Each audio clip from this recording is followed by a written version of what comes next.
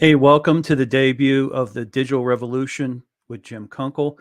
Greatly appreciate you joining this evening. And also, too, I'd like to welcome you to this live stream. And the topic that I want to cover this evening is the era of artificial intelligence. Later in the broadcast, I'll make sure that I do give everyone an update as to what content you can expect to find on the Digital Revolution with Jim Kunkle on my channel, and also to the type of content and information that I will be putting out.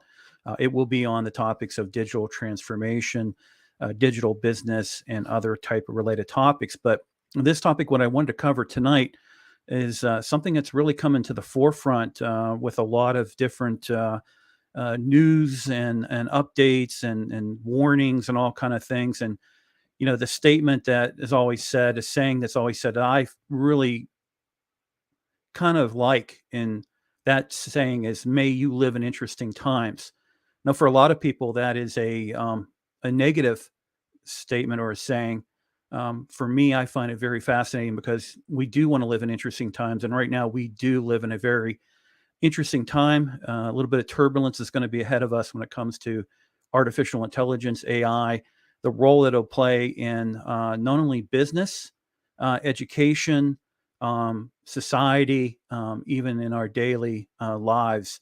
But there's a lot of disruption that's going to be coming our way. And when we think about artificial intelligence, it is a major technological disruptor, and it is rapidly evolving minute by minute. We're not talking about year after year. We're talking about minute by minute. It is really rapidly advancing. And we could just be a matter of months away from singularity. And what singularity will be with AI is that point where we really don't have a way to have a return back to the way it was before AI. And there's a lot today. In fact, Steve Wozniak, who is the co-founder of Apple, announced that he was leaving his role with Google. Google's in pursuit of integrating, implementing, and expanding artificial intelligence on their platforms. And his warning is we need to take a pause. And if you remember, just about a month ago, I'm going to play this news clip, and this was what came out of Elon Musk and also Steve Wozniak as well. So check out this clip. From Elon Musk and other tech industry experts about the power of artificial intelligence. Musk and hundreds of influential names, including Apple co-founder Steve Wozniak, are calling for a pause in experiments, saying AI poses a dramatic risk to society unless there's proper oversight. I think we need to regulate AI safety, frankly, because it is, I think, actually a bigger risk to society than cars or planes or medicine. In their new letter, tech industry leaders pose these existential questions. Should we develop non-human minds that might eventually outnumber, outsmart, obsolete, and replace us? Should we risk loss of control of our civilization? Musk and others are asking developers to stop the training of AI systems more powerful than GPT-4 for at least 6 months so that safety protocols can be established. GPT-4 is the latest AI model from the company behind ChatGPT, which can take vast amounts of data available online and turn out research papers, solve complex problems, and even pass the bar exam. The CEO recently spoke to ABC's Rebecca Jarvis. Part of the exciting thing here is we get continually surprised by the creative power of all of society. I think that word surprise, though, it's both exhilarating as well as terrifying to people. Sure. I think people should be happy that we're a little bit scared of this. Critics argue without oversight, AI could spread propaganda and lies and eventually lead to anarchy. But the more immediate concern, jobs. Goldman Sachs predicts the equivalent of 300 million full-time jobs worldwide could be replaced by artificial intelligence. And I'm going to cover that last talking point on that ABC news clip when it comes related to job loss, and also to artificial intelligence does have the opportunity to create new digital economies and do amazing things. So it's how we handle this time period of transition is going to be very important. what I also wanted to cover was a release today where Steve Wozniak and Musk, they came out and they talked about out of control AI development and to do a pause. And there's a lot of different articles out there, and I encourage everyone to take a look at and read and get a little familiar, because a lot of this stuff is going on so fast, it gets lost, and it's really important to understand. So let's go ahead and let's talk about the era of artificial intelligence. And the amazing thing for myself, I remember when, the Mac first came out, and I remember in the 70s and the 80s. But when you look at digital computers, they were developed in the 40s and really didn't hit the stage until we started getting into the late 70s and 80s. But when you're looking at the first microprocessors in the 1970s, and then you had the early days of the internet in the early 90s, and to see where we are now, it was just a few months ago we were talking about Chat GPT, we were talking about deep fake videos, we were talking about so many things related to artificial intelligence, and just a few months later now, the concern related to the advancement and development. But let's take a look of, how did we get here? In you think about the first mobile phones were in the 1990s, and I remember these. They were the bricks, and they were the bag phones, and they had tiny little displays. And to just think of where things have come today with the size of an iPhone or an Android phone, digital assistants. I remember back in the 90s. Now we have tablets and all types of different devices, watches that are smart watches as well. And in 2 decades before the 90s, main storage for computers was on punch cards. And I remember the old very large floppies and things like that. But just to think about that, you had, in the 70s, you had punch cards. And the first digital computers were only invented about eight decades ago, as I mentioned earlier. And in the early days of computing history, some computer scientists have really been striving to make machines intelligent as humans. So really from the beginning, that was the ultimate goal. In fact, in the 1950s, the first intelligent system was a remote controlled mouse, a toy mouse that would be able to figure out how to go through a maze. So even back in the 1950s, we had technologies that were so advanced even at that time that were, astounding then. But today, it's a toy. It's a toy for kids. And where are we now? AI is here. It's here. So when you think about it, when you book a flight, it's artificial intelligence in most cases, and not a human that's deciding the routes for you. Also, too, it'll calculate what you're paying, what the cost of it might be. And then when you get to an airport, when we look at security systems, and we see this also too in some global cities where you have AI systems that are used for tracking people. They can do face recognition. They can track movements. They can look for suspicious things based on algorithms. And they learn and they teach themselves really to look for certain types of patterns and things like that, and do advanced warning to humans of any potential threats or just concerns to check out. Also, too, when you're on the plane, as I mentioned here, an AI system assists the pilot in flying you to wherever you're going to. And these days with airplanes, it's like you pretty much need a pilot and crew for takeoff and landing, and then to help support the passengers on the airplane. But AI systems are also increasingly, they're determining whether to used in loan determinations or any type of eligibility. They're used in a lot of different ways to search for new candidates for jobs. And then also too, they're used in so many other type of decision-based systems. And then governments are, purchasing autonomous weapon systems for warfare. They're using AI systems for surveillance and also suppression, so they can be used to actually control population.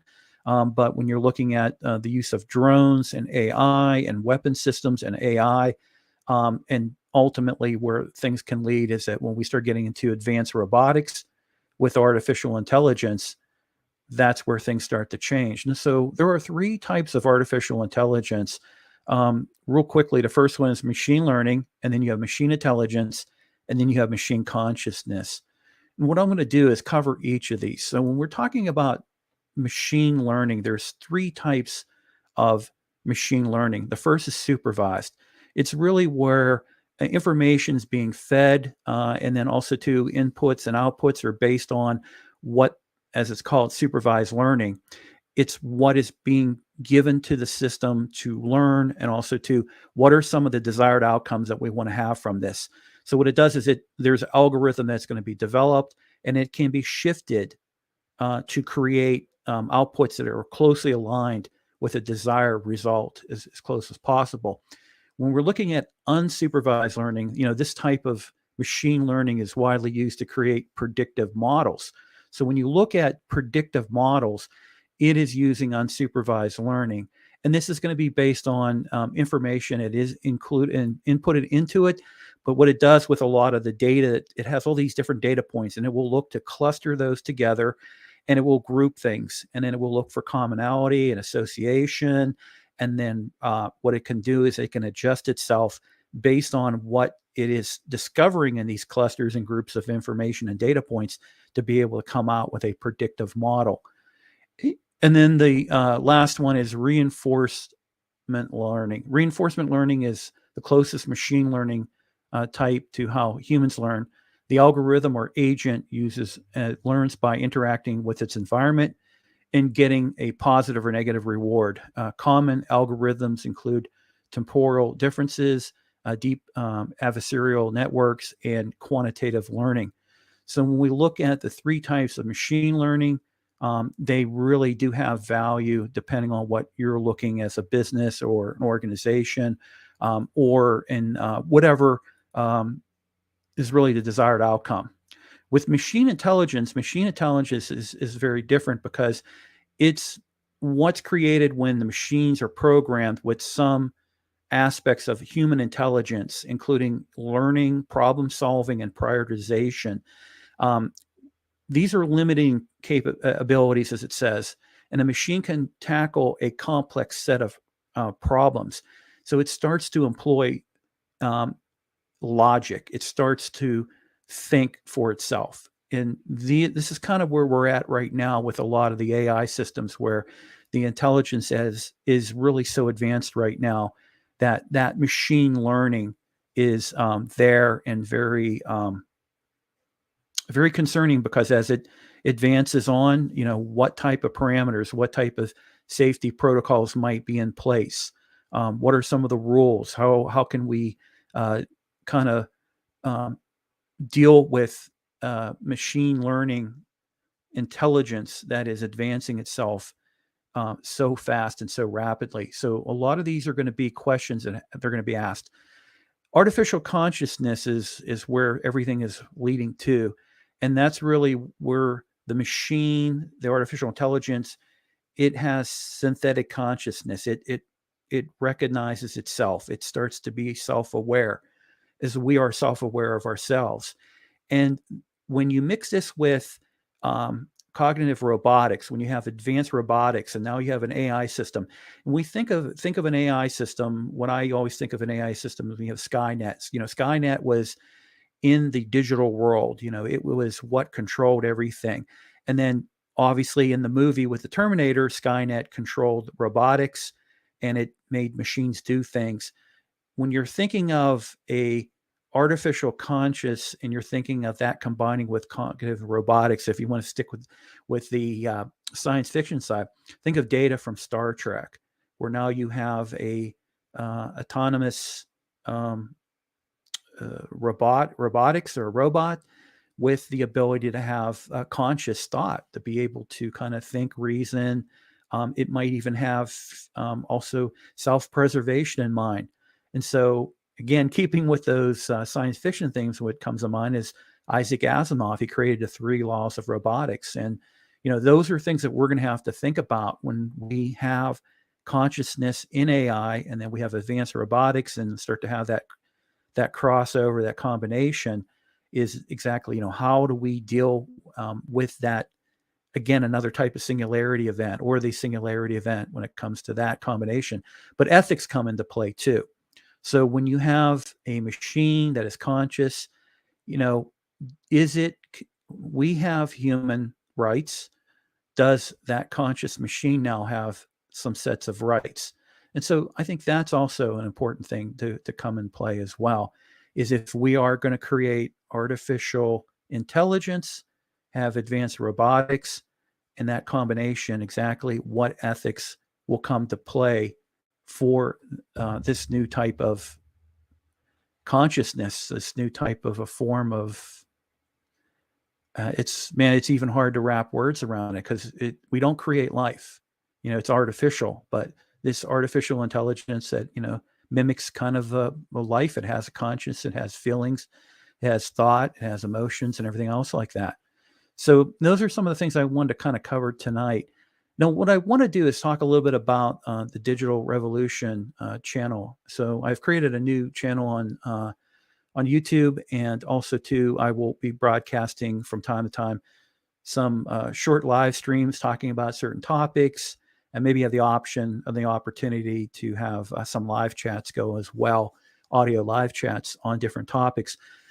But I have a big interest in, this is not my full-time career or anything like that, but I have a big interest when it comes to digital technologies, digital transformation, and coming out of during the pandemic, everyone was on doing Teams call, we were doing Zoom calls, Skyping, all these things. And everyone really started to get into different types of form of digital communication. We started to see some transition happening in different industries when it came to transformation into digital systems and content and things, all that. And that really kind of sparked in me interest when it comes to digital transformation. So what I decided to do was create a new channel and focus on digital topics related to business, and also for society as well. And I'm starting to do some audio content. In fact, I have a release out there right now called 3 Critical Steps Businesses Can Take to Improve Data Management and Operating Margins. And each week I'm going to try to release this short audio. It could be anywhere from about 15 minutes to 30 minutes time. And then also I will be doing some videos, and like I mentioned, also 2 live streams as well. But I want to, get a lot of what interests me out there, and hopefully there will be others on following me through YouTube, and also through my other social networks, who'll be interested also to learn a little bit more about digital transformation, digital technologies, and all that type of good stuff.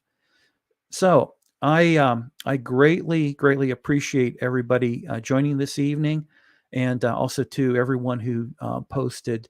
Thank you so much. I greatly appreciate your support. And also too, if you get an opportunity, check out on my post on my different platforms, and take a look for the link to get to the Digital Revolution channel, and hopefully you'll become a subscriber. And with that, I think I'm going to go ahead and call it an evening. And thank you so much, everyone. Have a good rest of your evening, your morning, your day. Thank you.